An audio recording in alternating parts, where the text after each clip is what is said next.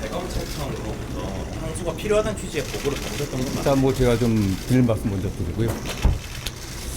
에이펙이 성공적으로 끝났고 그 후속 조치와 또 한미 간의 반사 협상 마무리를 해야 되는 시점에서 이런 것 때문에 국민 여러분께 또 심려를 끼쳐드리는 것 같다. 장관으로서 매우 송구한 마음입니다. 이 사건 관련해서는 뭐 원론적인 말씀을 드린다고 하면은 저는 뭐 성공한 수사 또 성공한 재판이었다고 생각합니다. 우리가 수사를 하는 이유나 어떤 목적이 뭐겠습니까? 범죄자를 찾아내갖고 증거를 확보해갖고 기소해갖고 그에 합당한 적정량의 형벌이 선고돼갖고 처벌받게 하는 게 수사 기소의 목적입니다. 법원의 판결은 최종적으로 수사 기소가 제대로 됐는지를 판단하는 판사의 어떤 결정 아니겠습니까? 그런 측면에서 이번 대장동 관련 사건은 통상적인 기준에 비춰 봤을 때 검찰이 구형했던 양보다도 더 두 사람은 더 많은 형을 선고받았고 통상적인 검찰의 항소 기준인 그 양형 기준보다도 초과하는 그런 형을 선고받았습니다. 저는 그렇기 때문에 이 사건 관련해갖고 수사한 검사들도 최선을 다해 나름 수사를 했었고 물론 여기에 관련해서는 수사 과정에 여러 가지 문제점이 있었다는 얘기도 좀 많이 나오고 있습니다. 또 공판 검사들도 최선을 다해 공판 유지를 해갖고 공소 유지를 해서 그에 합당한 결과를 냈다고 생각합니다. 특히 가장 핵심적인 유동규에 관련해서는 7년 구형했지만 8년형이 선고됐습니다. 아시는 것처럼 검사가 최종 그 재판에서 구형을 하는 것은 수사검사가 수사를 한 검사가 검찰의 내부 기준에 맞춰갖고 이런 정도면은 최대한을 구형하는 겁니다. 그 구형보다도 판결 선고량이 더 많이 나왔습니다. 물론 법원의 판결 내용에 일부 법리적인 해석의 관점에서 약간의 차이가 있었지만은 전체적으로는 수사 결과에 대해서 법원에서는 제대로 판단했다고 좀 보고 있습니다. 네. 대검찰청으로부터는 항소가 필요하다는 취지의 보고를 받으셨던 건 맞나요? 저는 뭐 맨 처음에 이 사건 결과 법원 선고 나왔을 때 통상적으로 중요 사건 관련해서는 검찰 통해서 법무부에 보고가 옵니다. 보고가 왔고 그렇게 선고가 됐구나. 그런 정도 보고받았고 그다음 항소 여부는 신중하게 알아서 판단해라. 맨 처음에 그렇게 얘기한 것 같습니다.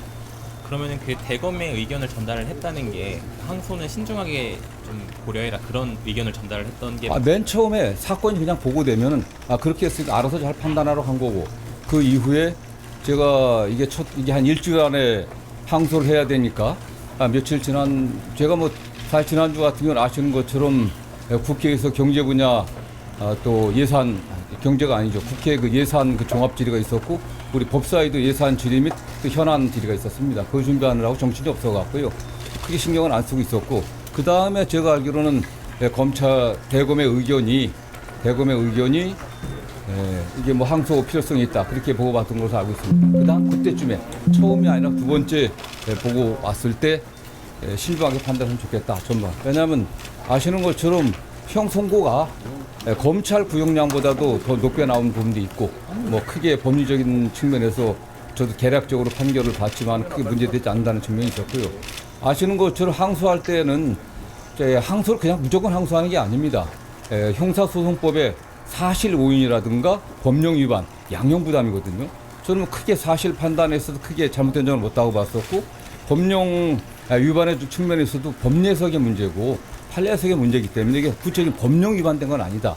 양형 부담 같은 경우는 말씀드린 것처럼 충분하게 검찰 구형량보다 더 나았다고 하는 것은 수사도 잘 됐고 오히려 그 수사 검사가 특정인에 대해서는 사실은 뭐 제대로 구형하지 않았다는 거 아니겠습니까? 봐주려고 한 정도 구형을 했기 때문에 그 법원에서는 그 구형보다 더 높은 형을 통상적이지 않습니다. 매우 예외적으로 더 구형량보다 더 높은 형을 선고했고 나머지 피고인에 대해서도 뭐 절반 이상 일반적인 사건은 뭐 절반 이상 정도 그 구형의 절반 정도가 이상이 선고되면은 뭐 항소하지 않는 거니까 그런 기준은 크게 문제 없다고 봤기 때문에 그렇게 신중하게 판단했던 거고 다만 최종적으로 아시는 것처럼 지난주 금요일이 항소 마감 기일이었습니다. 그날은 제가 법사위와 또 그다음 예결이 왔다 갔다 하는 큰 시간이 없었고요. 다만 잠깐 왔을 때 검찰에서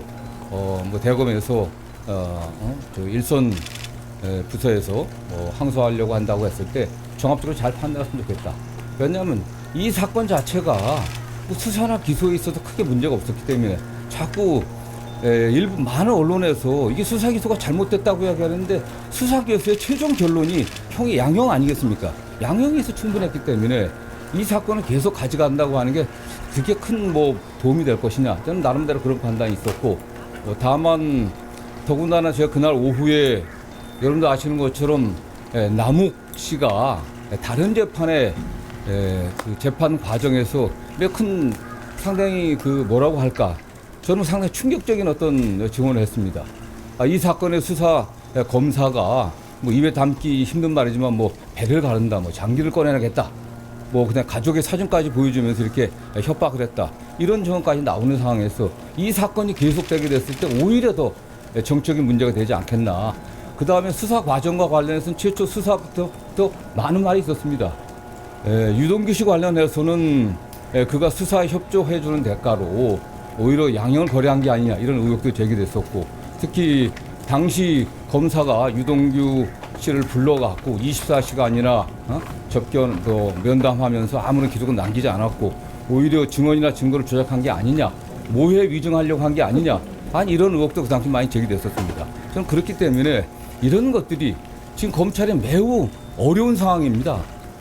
검찰청 폐지, 수사권 박탈이라고 하는 국민 요구에 따라 갖고 공소청 중수청이 설립되고 검찰 개혁을 어떻게 해야 될 것인가 하는 이런 문제가 있는데, 정말 이런 정치적인 사건 때문에, 이게 정상적이지 않은 사건이지 않지 않습니까? 이런 정치적인 사건 때문에 검찰이 계속 이 사건에 매달려 있는 것이 좀 바람직하지 않다고 판단했습니다. 저는 그래서 다만 저는 제가 법무부 장관 취임해갖고 구체적 사건에 대해서 이래라 저래라 지시하지 않는 것이 원칙으로 삼았습니다.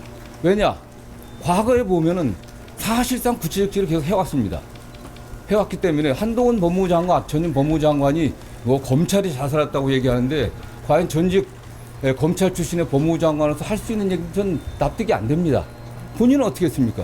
윤석열 대통령 그 징계 사건 관련해 갖고 1심에서 승소했는데 항소 본인이 장관 정권 받고 장관 취임하자마자 변호인들 바꿔 갖고서 사실상 침대 축구하듯이 증인 재판장이 왜 증인 신청조차 하지 않느냐, 이렇게까지 핀잔을 듣고 결국 패소하지 않았습니까? 그리고 대법원에 상고 포기하겠습니다. 전임 장관 때 일이지, 전 정권 때 일이지만은 내란 수괴인 윤석열 대통령이 도대체 어떤 국민도 상상하지 못했던 기간 계산을 갖다가, 형사소송법이 만들어진 이래 일자로 계산하던 기간을 갖다가 시간으로 계산해 갖고 구속 취소 석방하는데 검찰이 어떻게 했습니까? 일선 검사들이 과연 여기에 대해 제대로 반박했습니까?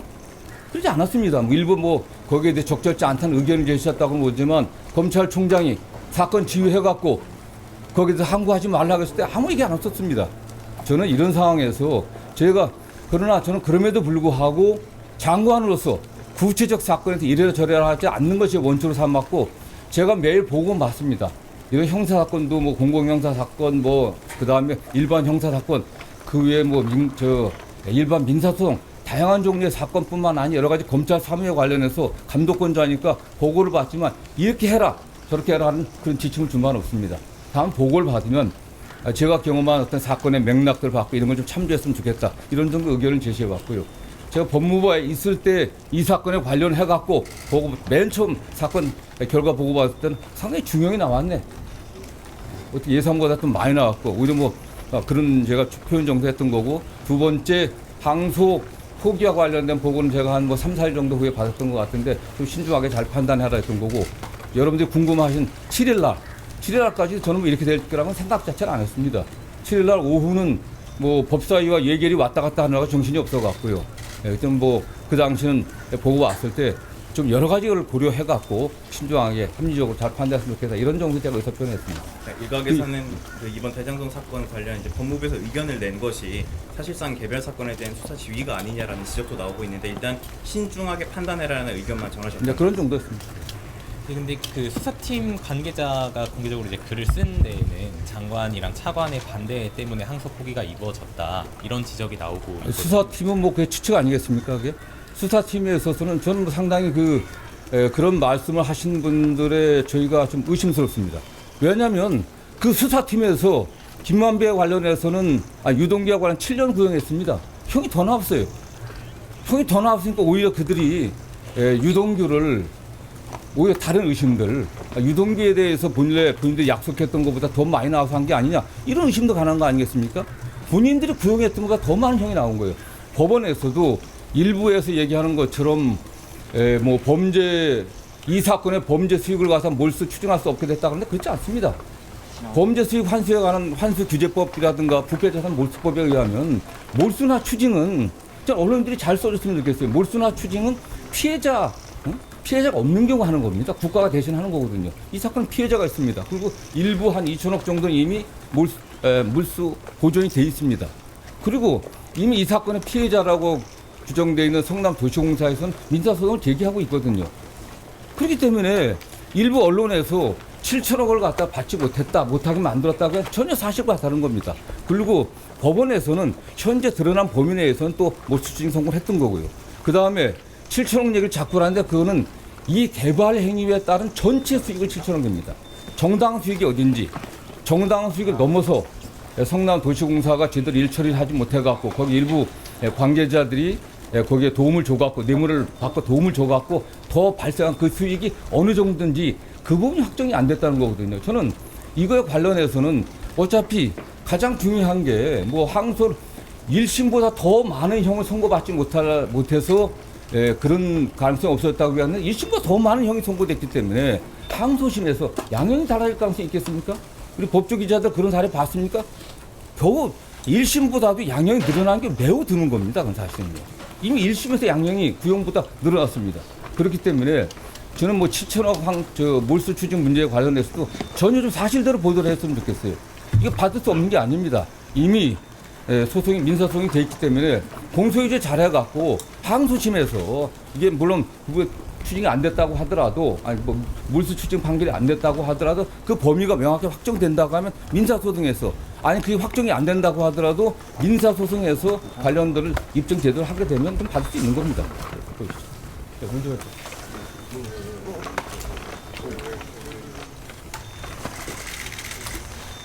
사실 이 대검찰청 예규를 좀 봤을 때 네. 선고 형량과는 무관하게 어떤 뭐 정의라든지 형평을 고려했을 때 타당성이 어느 정도 있다고 보면 형사할 수 있다는 규정이 바로 그렇죠. 이게 정의의 관점이나 형평의 관점이나 수사 과정의 문제점 봤을 때 이 판결이 그게 항소할 사유입니까? 더 나았다니까요. 구형보다.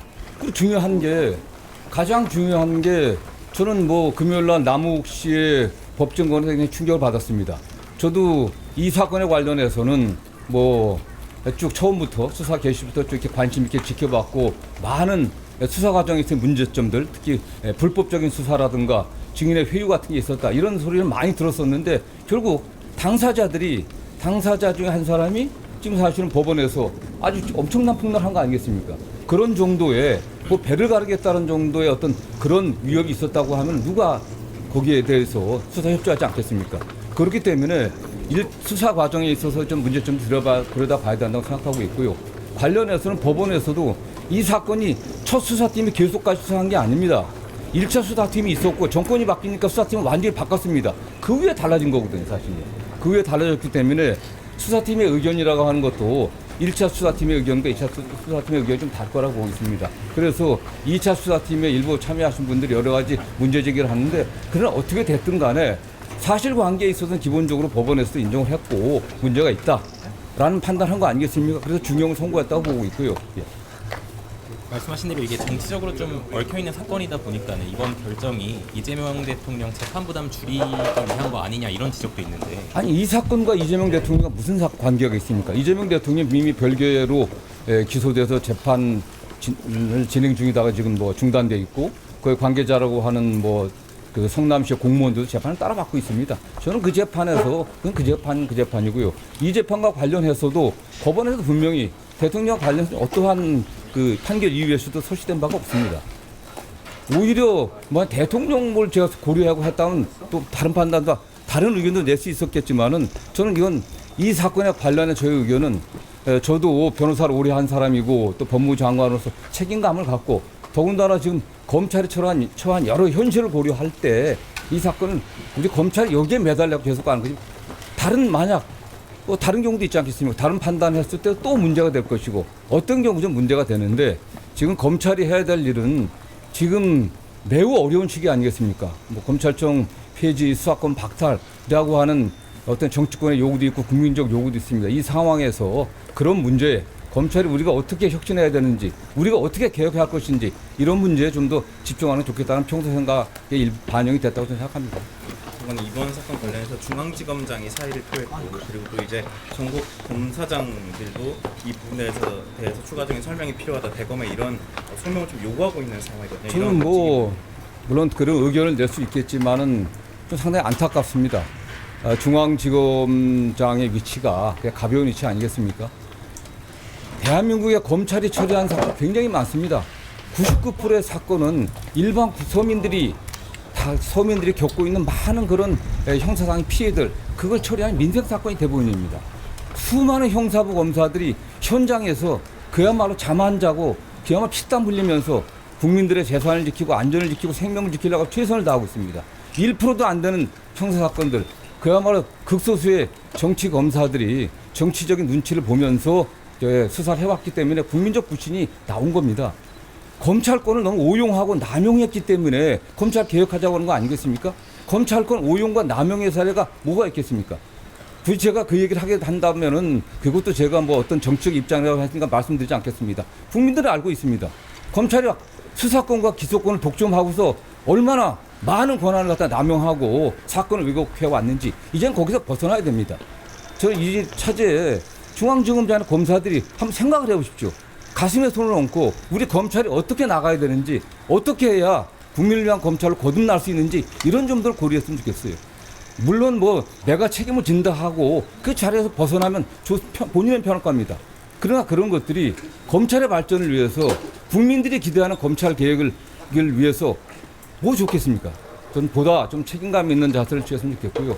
관련해갖고 이 문제는 뭐 일선 검사들이 이 사건 하나입니다. 사실 검찰에서 처리한 수많은 사건들, 민생 사건, 시장에서 정말 피땀 흘려 생선 팔아 버는 돈들 사기당해갖고 사기당했는데 처리 제대로 안 되고 지연되고 덮어지고 성추행 당했는데 조사 제대로 못하고 저는 제가 장관 취임해갖고 그런 부분에서 검찰이 소홀함이 없게 철저하게 보안 수사하고 공소유지 철저하게 해갖고 진짜 우리 국민들의 마음을 갖다가 그야말로 거기에 칼을 찌르는 그런 범죄자들을 잠 못 들게 하자라는 게 제 법무부 장관으로서 기본 입장이었습니다. 그래서 뭐 이 사건 관련해서 일선에서 좀 아쉬움이 있을지 모르겠지만은 저는 제가 처음에 말씀드린 것처럼 일선 이 사건의 수사검사들, 기소검사들 최선을 다했습니다. 최선을 다한 결과가 그 양형입니다. 법리적인 판단 문제들 좀 다 견해가 다를 수 있습니다. 그러나 이런 거 우리가 집착해갖고 이 사건 하나에 매달려갖고 우리 지금 검찰이 어떤 방향으로 변화돼야 되는지 그런 것에 대한 고민과 성찰이 오히려 묻혀지지 않기를 저는 바랍니다. 자, 7일 날에 직접 그 좀 신중하게 접근했으면 좋겠다는 취지의 의견을 노만석 대행한테 직접 전달을 하신 건가요? 저는 뭐 노만석 제가 법무부 장관 취임한 이래 사건과 관련해서 노만석 검찰총장 대행과 통화한 적은 단 한 번도 없습니다. 혹시 그럼 그 의견을 누구에게 전달을? 저는 뭐 법무부에 뭐 차관도 있고 또 국장도 있고 과장도 있고 참모들하고 뭐 보고도 왔을 때 잠깐만 뭐 딴 데도 아닙니다. 네, 국회 안에 우리 법무부 대기실 바로 그 공개된 장소 거기서 얘기했습니다. 총 그럼 3차례에 걸쳐서 의견을 대검 쪽에 전달. 뭐 맨 처음에는 그냥 통상적으로 매일 아침 뭐 말씀드리면 뭐 굳이 말씀드려야 되는지 모르겠지만 그냥 아침에 모든 뭐 중요 사건들에 가면 뭐 보고가 있기 때문에 장관이 알아야 되니까 언론에 이런 사건이 났다, 판결 선고가 이렇게 났다 이런 정도 보고 맨 처음 되는 거고 저는 뭐 그럼 그렇다 하고 끝납니다. 두 번째에 와서는 뭐 이게 그 일선에 한 정확히 며칠 기억나지 않겠습니다. 며칠 지난 후에 현장에서 뭐 항소 포기 의사가 있다, 항소해야 된다라는 의견이 있다는 그런 보고를 받았고요. 그래서 뭐 크게 신경 쓰지는 않았습니다. 뭐 그랬다가 하면 그때부터 논의를 했겠죠. 뭐 아시는 것처럼 이게 마지막 날 이게 문제가 된 거 아니겠습니까? 그 7일 당일에는 법무부 내부에서 이 사건의 항소 여부를 둘러싼 구체적인 내부 논의가 진행된 건 없는? 그러지 않습니다. 저 국회 전 간부들이나 저나 그날 아침부터 국회에서 밤 11시까지 있었습니다. 사건 관련해서 이제 검찰 내부에서 혼란이 좀 많은 상황인데 끝으로 이거 관련해서 한 말씀 부탁드리겠습니다. 저는 좀 안타깝습니다. 말씀드린 것처럼 에이펙 성공 이후에 저희 법무부도 국민들이 좀 편안하고 안전하고 또 경제 발전에 좀 도움이 되는 그런 방향으로 역할을 해야 된다는 제 생각을 또 가지고 있었습니다. 제가 처음 장관 취임에서도 경제를 살리는 법무 행정의 혁신을 만들겠다는 얘기를 했습니다. 근데 그럼에도 불구하고 에이펙의 성과라든가 또 여러 가지 또 대통령께서도 또 경제 안정과 민생 안정에 헌신하고 있는데 그런 면에서 국민들에게 좀 염려를 드리게 된 것 같아서 좀 죄송한 마음이고요. 다만 어쨌든 일선의 대부분의 검사들은 민생 안정과 국민의 생명 재산 안전을 지키기 위해 최선을 다하고 있습니다. 일선의 검사들이 본래 본인이 맡았던 검찰의 임무들, 본인이 우리가 현재 갖고 있는 수사권의 범위 내에서 또 최선을 다해주고 또 수사기관에서 수사해온 사건들 잘 뒷마무리하고 공소유지 잘해갖고 범죄자들이 잠 못 들게 하는 그런 검찰의 역할들 최선을 다해주면 좋겠습니다. 이건 그렇게 이게 자꾸 정치적으로 해석하고 일부 언론에서 범죄 수익 관련해서 전혀 사실과 근거 없는 왜곡을 하는데 그렇지 않았으면 좋겠습니다. 정확하게 법리적으로 판단하고 했으면 좋겠습니다. 저는 그런 면에서 중앙지검장도 어쨌든 일선 검찰의 책임자로서 책임감을 느끼고 사의 표시를 했는데 그러나 앞으로 우리 검찰이 나가야 될 방향에 대한 깊은 고민들 그런 걸 하면서 차분하게 맡겨진 일을 다 하는 게 국민을 위한 길이다 이런 말씀을 좀 드리고 싶습니다.